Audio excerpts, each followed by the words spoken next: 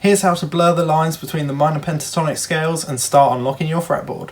Okay, so if you haven't already, you want to learn the 5 minor pentatonic scale patterns, which I'll leave on screen for you to have a look at. I'll show you the pattern shapes instead of like writing a tab for the fret numbers, because I could write down like 5, 8, for example, because we're going to be based out of A minor for this. But I think I'll just show you the scale pattern shapes so that then you'll be able to move it around wherever a little bit easier. So the idea here is we're going to learn our pentatonic scales, but on one string at a time. Instead of using the whole box across all 6 strings, right? So box 1, for example, instead of playing it like this, right?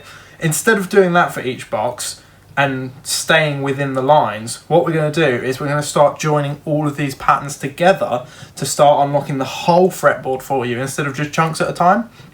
And basically a great way to practice this is set like kind of limitation goals when you're improvising. Okay, so originally I was going to show you, I was going to play each string and play through the 5 scale patterns, but I think I'm not going to do that actually. I'm going to leave this up to you to learn. So if you've got your 5 boxes, and again I would have shown them to you in the video, once you know them and you understand that the top part of pattern 1, for example, is the bottom part of 5, or if we go down this way, the bottom part of 1 is the top part of 2, and it just all of them join together like a jigsaw puzzle, okay? If you understand that, and if you know pattern 1, right, then you're going to be able to do this. So this is my G string. I can just play 5, 7 on pattern 1.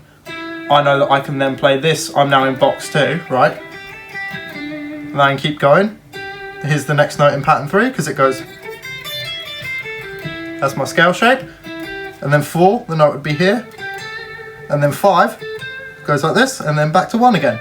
So basically, if you know the patterns well enough anyway, you should be able to figure out where the notes are on the string. So try and learn that, have fun with it, and then try this trick when you're improvising.